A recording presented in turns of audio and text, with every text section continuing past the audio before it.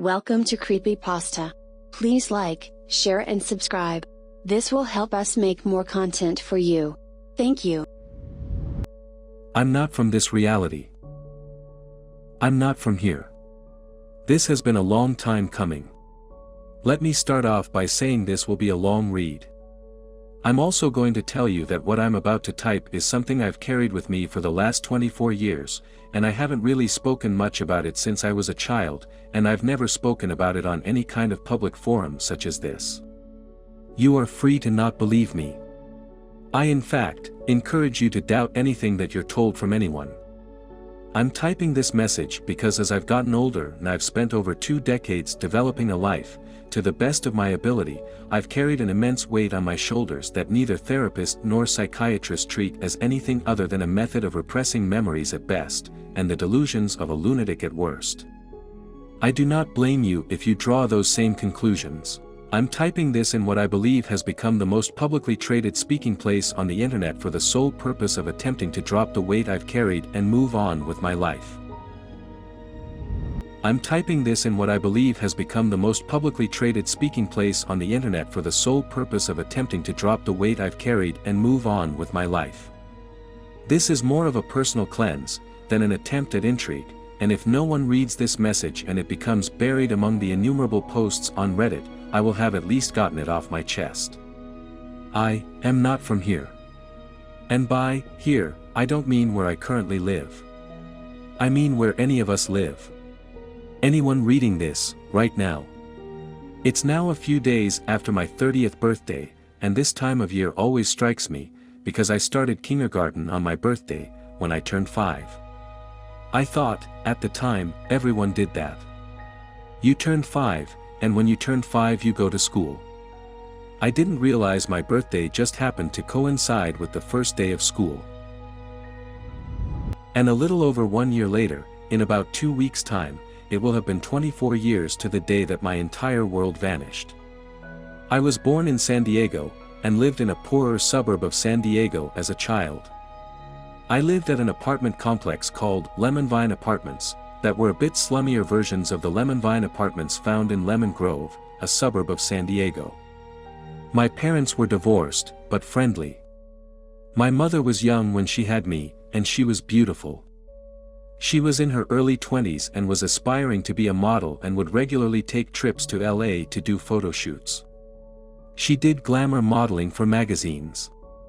She had a darker skin tone, being 1/4 Indian. Indian, not native, and it gave her an exotic look. My favorite picture of her as a child was her modeling a luxurious wedding dress for a bridal company. I used to sleep with that picture when she would go to LA, and I would stay with my dad, who worked for the city of San Diego. They shared custody pretty evenly, and we even did Christmas together as a family even though they had split when I was still a baby. My dad, his girlfriend, my mom, who was single, and me. Maybe things weren't as good between them as I remember, but I was 6. So if there was drama behind the scenes they did a good job of hiding it from me. On September 17, 1996, I was staying with my dad's parents in Riverside, California. They had a small farm where they raised chickens, pigs, and goats. No horses or sheep or anything. But my grandma had several pet ducks that would eat seed from your hand, fly away and return every year like clockwork. My dad had to work at night for a week and my mom was in LA, so I stayed with my grandparents. Schools back then were pretty cool with this kind of thing, and I was sent home with the sorts of nonsense assignments you'd expect of a first grader who'd just gone back to school after summer break ended. The 17th was the 3rd day I was staying with my grandparents, and my grandpa had told me to be careful outside, because he'd seen a rattlesnake and wasn't sure where it had went. So, since no one knew where the mystery snake had gotten off to, 6-year-old me decided to go hunting for it. In hindsight, letting a 6-year-old go looking around a farm for a rattlesnake was probably not in any Parenting 101 handbook, but it was the 90s and I guess they didn't actually expect me to find it. There were woods on the property but I wasn't allowed to go in there, so they probably figured that's where the snake had gotten off to. I spent all day outside playing jungle exploration on the farm, trying to track down this rattlesnake. And, much to my excitement, when I decided to open the well house, which, for those who don't have one, looks kind of like one of the green electrical boxes on the side of the road, there it was. Curled up, rattling away. I immediately slammed the door shut, and ran to my grandparents' house to tell them I'd found it. Now this might be my 6-year-old memory exaggerating, but I'm pretty sure that snake was at least 900 feet long. Give or take. I found it though. I was excited to tell my grandpa I found the snake, so he could do what he did, and go out and shoot the thing. I ran in the back door of the house, which lead you into the laundry room and through the kitchen. I paid no mind to anything until I turned left and entered the living room, expecting to see my grandparents, my uncle, and the neighbor couple all sat in the living room where I'd left them. Except they weren't there. And it wasn't the same living room anymore. The furniture was completely wrong. The hard and memorably uncomfortable hardwood furniture my grandpa loved so much was gone. The coffee table he made out of a tree stump was gone. Replaced by fluffy grandma-looking furniture. A 3-person sofa with a floral design on it, the TV was in the wrong place, and newer than my grandpa's old, sit-on-the-ground, cabinet TV. The hardwood paneling on the walls was gone, or at least covered by blue wallpaper. The hardwood floor was a shaggy off-white carpet. The pictures of my dad, my uncle, me, and my grandparents were gone from the walls. Replaced by paintings and pictures of people I didn't know. As confused as I was by this, I was more confused by everyone being missing. In my 6-year-old brain, I accepted that they may have completely rearranged the house while I'd spent the day looking for a snake, but I didn't believe at all that they'd all just leave me alone. And I didn't see anyone leave, I didn't see the cars go down the road. So I walked out the front door, which was attached to the living room, as they usually are, and thought maybe they'd gone to the chickens or the pigs. Both should have been visible from the front porch, but the chicken coop was gone, and the pig pen had lost its fencing, and there were no pigs to be found. At this point I was beyond confused, and I was getting very scared. I didn't want to be alone, and I didn't see anyone. Even though they lived on a small farm, the neighbors that had been visiting lived just across the dirt road, so I ran down our own dirt driveway and across the road to their house, assuming that must have been where they went. I remember getting more and more scared as I ran to their house, and I remember starting to cry when their house was the wrong color. It wasn't the faded yellow house it used to be. It wasn't even the right house anymore. Nevertheless, I banged on the door. I remember that at this point I was crying quite profusely, because I didn't understand what was happening, and I kept wiping my face, which covered it in dirt after having been digging around under stumps and logs for snakes all day. When the door opened, and a woman in her late 40s to early 50s answered, and I'd never seen her before, I just started bawling uncontrollably. Everything after this point is largely a blur, because nothing was right. I knew where I lived. I knew where I went to school. I knew where my grandparents lived. But I met the people who lived where my grandparents lived, and they were not my grandparents. I did not know them. I begged for them to get my uncle to tell them who I was. But my uncle wasn't there. Through a series of various police and people in suits I was brought back to the town I lived in after spending what seemed like 10 hours in the local police station trying to contact my parents. I had my home phone number memorized, but told them my dad would be asleep. But when they called that number, the person on the other end had no idea who I was, or what they were talking about. I was asked to give the police officers my address, and sat in the local police station while the police in my hometown went to my address. When they finally called the station back, they were informed that the name of the apartment building was incorrect. Lemon Vine Apartments didn't exist, and the address I gave them was to an apartment complex called Merritt Manor. And the apartment number I gave them was unoccupied. I believe at this point they were operating under the assumption that I had given them the wrong name of the apartments, and the wrong apartment number, but I did in fact live there.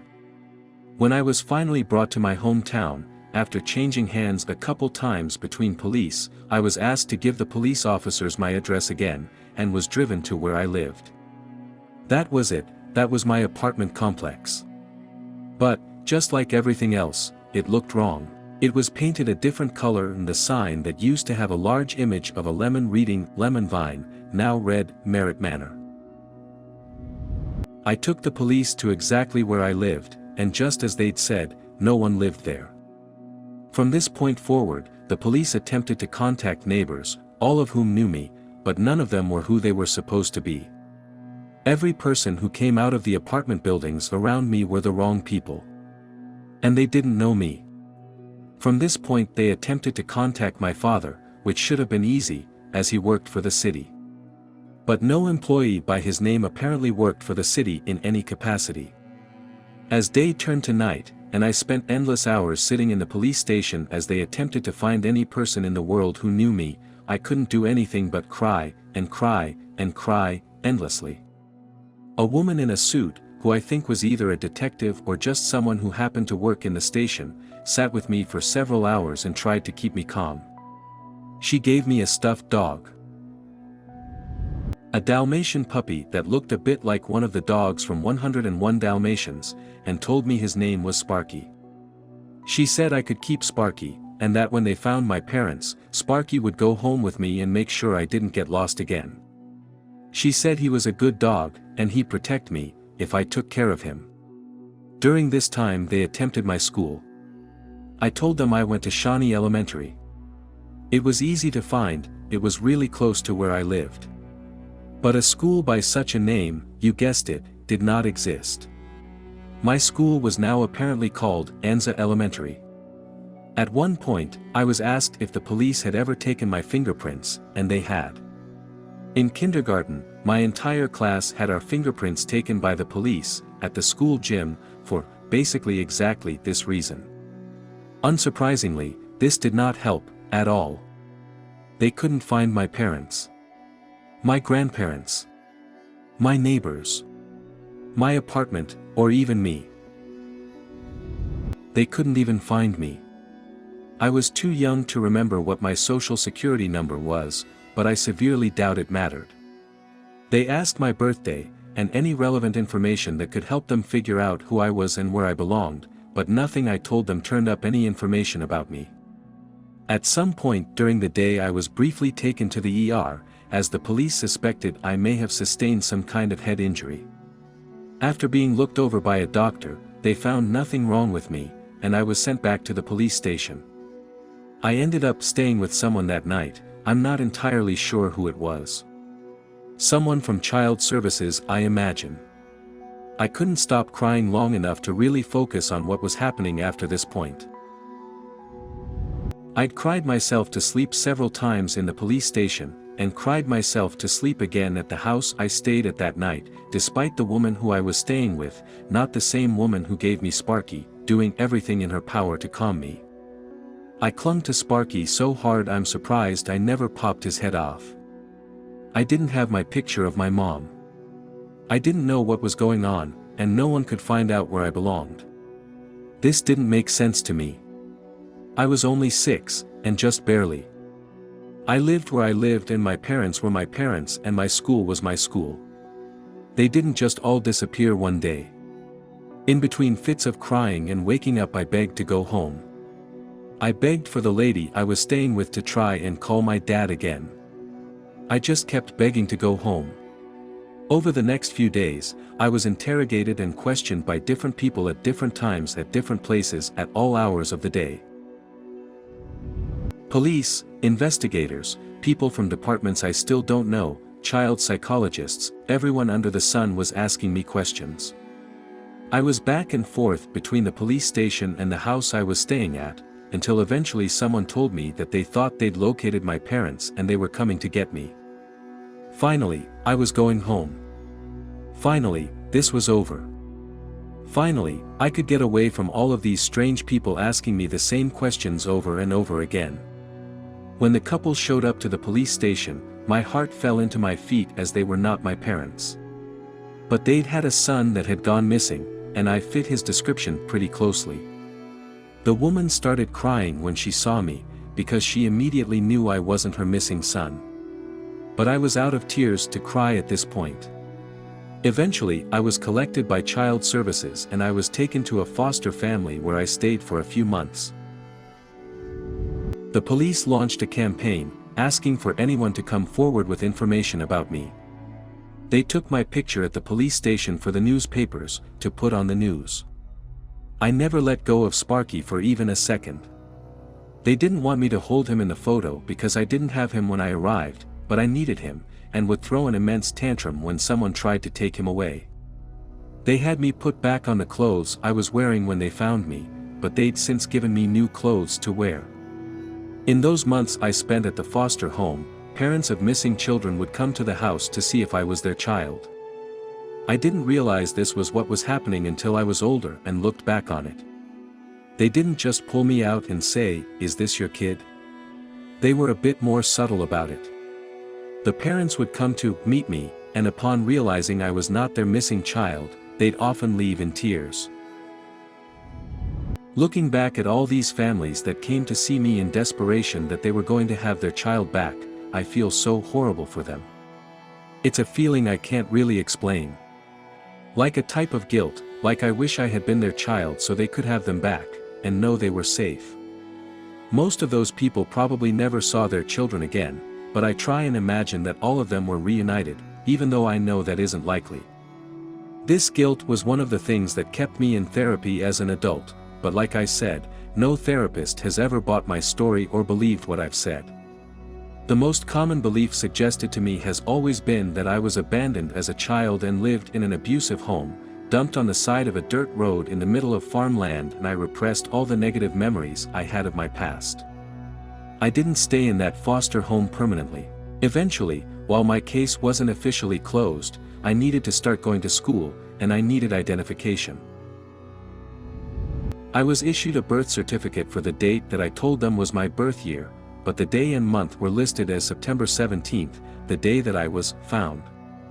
I never understood why they didn't just use the day and month of my actual birth, but I imagine it was because they didn't think I actually knew what it was. My name was unchanged. I started going to school sporadically. One of the child psychologists who had seen me recommended I not be placed back into a full curriculum immediately, and suspected I suffered some form of PTSD. I was put in the special class, and was only made to go to school twice a week initially. Eventually I started going to school full-time and changed foster homes a few more times. I really can't say how much time passed before it happened, but eventually, I was placed up for adoption. I was never actually told I was up for adoption, so I'm not sure how soon after I was found it was. But eventually people started coming to meet me, but these people weren't looking for a missing child, they were looking to adopt one. But I definitely did not represent myself as a good candidate. I had a story that no one believed or could verify. I insisted my parents would eventually find me, and I rarely had a day that I wasn't crying until my eyes burned. This story doesn't have a happy ending. I never saw my parents again, and I was a ward of the state until I was 18, and went nowhere from there. My teens were filled with delinquency, and I did a brief stint in something similar to juvie in San Diego called Chaparral.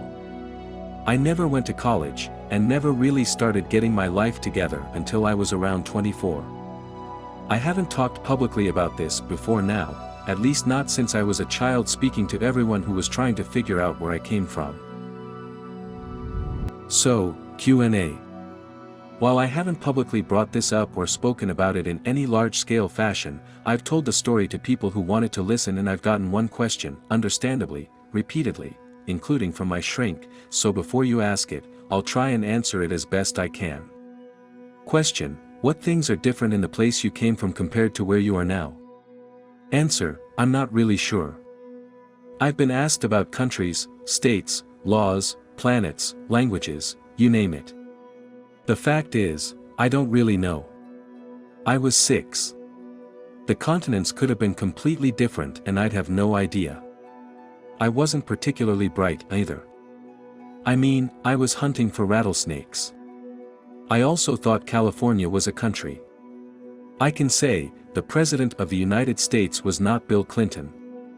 I can't remember exactly what his name was, but we had to learn it in kindergarten. I believe his name was Robert something or other. I want to say Robert Wilmer, but don't quote me on that. Do you have a creepy story? Please share it with us in the comments, and we will post it on the channel. Please subscribe. Thank you.